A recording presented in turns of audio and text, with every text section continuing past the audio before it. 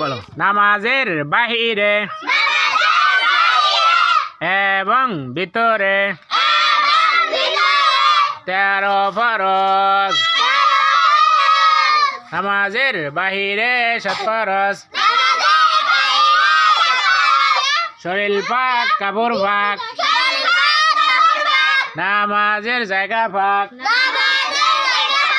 17 ডাকা কেবলামুখী হওয়া উক্ত মতো নামাজ পড়া নামাজের নিয়ত করা